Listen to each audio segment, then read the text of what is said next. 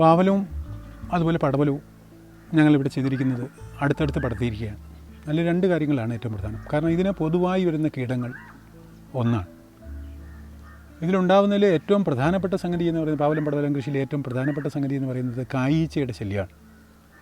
സാധാരണ ഇതിൽ പെൺപൂ വന്നു കഴിഞ്ഞാൽ ആ പെൺപൂവിലെ മാംസളമായ ഭാഗത്ത് കായീച്ച വന്നിട്ട് അതിൻ്റെ മുട്ട സൂചി കൊണ്ട് അതിൽ മുട്ടയിടുകയും ആ മുട്ട വിരിഞ്ഞ് അതിനകത്തിരുന്ന് കായ് തിന്ന് മുട്ട വിരിഞ്ഞ് പുഴുവാകും. പുഴു അതിനകത്ത് നിന്ന് അതിൻ്റെ മാംസളമായ ഭാഗം തിന്ന് ജീവിക്കുകയും ഒരു 4-5 ദിവസത്തിനുള്ളിൽ അത് സമാധിയാവുകയും അപ്പോഴേക്കും ഈ പറയുന്ന ഈ ചെറിയ ഈ പൂവ് വാടി പഴുത്ത് തറയിൽ വീഴുകയും ചെയ്യും. ഈ തറയിൽ വീഴുമ്പോൾ ആ ഓരോ വിത്തിനകത്തും കാണുന്ന കൂടുതൽ പുഴുക്കളുടെ എണ്ണം കൂടുന്നതനുസരിച്ച് എന്തുമാത്രം മുട്ടകൾ അതിനകത്തുണ്ടോ അത്രമാത്രം ശലഭങ്ങൾ വീണ്ടും കായീച്ചകൾ വീണ്ടും ഉണ്ടാകുന്നു. അപ്പോൾ അതിൻ്റെ അങ്ങനെ ആദ്യമുണ്ടാകുന്ന ആക്രമണം പടിപ്പടിയായി വർദ്ധിച്ച് നമ്മുടെ മൊത്തം തോട്ടമാകെ വ്യാപിക്കുന്ന രീതിയിലാണ് ഇതിൻ്റെ വളർച്ചാ രീതി. അപ്പോൾ ഇതിനെ പ്രതിരോധിക്കണമെങ്കിൽ നമ്മൾ ചെയ്യേണ്ടത് കായീച്ചയുടെ ആക്രമണം കണ്ടാൽ ഉടനെ തന്നെ ആദ്യം കാണേണ്ട ഒരു സംഗതി കാകളിൽ ഇതിൻ്റെ മുറിവ് പ്രത്യക്ഷപ്പെടാതെ നമുക്ക് പ്രത്യക്ഷത്തിൽ മനസ്സിലാക്കാൻ പറ്റും. കായീച്ച വന്ന് ഊന്നിയ കായകളിൽ നിന്ന് നീരൂറി വരും. ആ കാകളെ അപ്പം തന്നെ പിടിച്ച് നശിപ്പിച്ച് കളഞ്ഞ് അപ്പം തന്നെ വെള്ളത്തിലിട്ട് ആ പുഴുക്കളെ മുഴുവൻ സമാധി ദിശയിലുള്ള എല്ലാ ദിശയിലുള്ളതും ഈ കീടങ്ങളുടെ മുട്ടകളെ നശിപ്പിക്കാൻ കഴിയും. അങ്ങനെ നമുക്ക് യാന്ത്രിക നിയന്ത്രണത്തിലൂടെ നിയന്ത്രിക്കാൻ കഴിയും.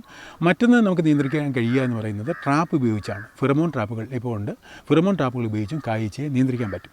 നേരത്തെ പറഞ്ഞ പോലെ രോഗങ്ങളെ നിയന്ത്രിക്കാനായി നമ്മൾ മണ്ണിൽ കൂടെയുള്ള വളപ്രയോഗത്തിലൂടെ ട്രൈക്കോഡർമ ഉപയോഗിച്ചും അതുപോലെ തന്നെ മറ്റ് കീടങ്ങൾ ഇതിലുണ്ടാകുന്ന പ്രധാനമായി മറ്റൊരു കീടം എന്ന് പറയുന്നത് ഇല തിന്നുന്ന പുഴുക്കളാണ്. ഇല തിന്നുന്ന പുഴുക്കളെ ഗോമൂത്രവും കാന്താരിമുളകും മിശ്രിതവും ഉപയോഗിച്ച് നമുക്ക് നിയന്ത്രിക്കാൻ പറ്റും. അതുപോലെ നീരൂറ്റി കുടിക്കുന്ന പ്രാണികളുടെ ശല്യം മിക്കവാറും ഈ പറയുന്ന പാവലിൽ പ്രത്യക്ഷപ്പെടാറുണ്ട്. അത് കുരുടിപ്പ് രോഗത്തിലേക്ക് നയിക്കും. അത് ആദ്യം കാണുമ്പോൾ തന്നെ ഇലകളുടെ അടിഭാഗത്ത് വീഴത്തക്ക വിധത്തിൽ വേപ്പെണ്ണ എമൽഷനോ പുകയില കഷായമോ സ്പ്രേ ചെയ്ത് അതിനെ നമുക്ക് നിയന്ത്രിക്കാൻ പറ്റും. പക്ഷേ ഇതിൽ ഞങ്ങളെടുത്ത തന്ത്രം എന്ന് പറയുന്നത് ഇത് സാധാരണ 2 ആഴ്ചയിലൊരിക്കൽ ഇതിലേതെങ്കിലുമൊക്കെ വേപ്പെണ്ണ എമൽഷനോ അതല്ലെങ്കിൽ പുകയില കഷായമോ അല്ലെങ്കിൽ വേപ്പിൻ കുരു മിശ്രണമോ മിക്കവാറും ഒക്കെ ഇതിൽ തന്നെ ഒന്ന് സ്പ്രേ ചെയ്യുന്ന രീതി. അതുപോലെ നാറ്റപ്പൂച്ചെടിയുടെ മിശ്രിതവും ഇടയ്ക്കിടയ്ക്ക് സ്പ്രേ ചെയ്യുന്ന രീതിയാണ് ഞങ്ങളെടുത്തത്. ഒരുപക്ഷെ ഞങ്ങളുടെ ഒന്നും കണ്ണിൽ ശ്രദ്ധപ്പെടാതെ പ്രത്യേകിച്ച് ഇതിൻ്റെ വളർച്ച കൂടുതലാകുമ്പോൾ ഒരുപക്ഷേ ഇലകളുടെ ഇടയിലൊക്കെ ഒരുപക്ഷേ ഇതിൻ്റെ ആക്രമണം പ്രത്യക്ഷപ്പെടാം. അതുകൊണ്ട് തന്നെ അതിന് ചെറുക്കുന്നതിന് വേണ്ടി ഞങ്ങൾ പൊതുവിലെടുത്ത സമീപനം ഇത്തരം ജൈവ കീടനാശിനികൾ 2 ആഴ്ചയിലൊരിക്കലെങ്കിലും സ്ഥിരമായി തളിക്കുന്ന രീതിയാണ് എടുത്തത്. അത് വളരെ ഫലപ്രദമായിരുന്നു. ഇപ്പോൾ ഏതാണ്ട് ഈ തോട്ടത്തിൽ വിളവെടുപ്പ് അവസാനിപ്പിച്ച ദിശയിലാണുള്ളത്. ഞങ്ങൾക്ക് പിന്നെ ആദ്യ കൃഷി എന്നുള്ള നിലയിൽ ഇപ്പോൾ മണ്ണൊക്കെ ഒരുവിധം പരുവപ്പെട്ട് വരുന്നേ ഉള്ളൂ. സ്വാഭാവികമായി അടുത്ത കൃഷിയാകുമ്പോഴേക്കും നമുക്ക് കുറച്ചും കൂടെ നമ്മുടെ ഉൽപ്പന്നത്തിൻ്റെ വില അല്പം കൂടെ കുറയ്ക്കാൻ കഴിയുന്ന രീതിയിലാണ് ഇന്നിപ്പോൾ പാവലം പടവലം കൃഷി വന്നിട്ടുള്ളത്.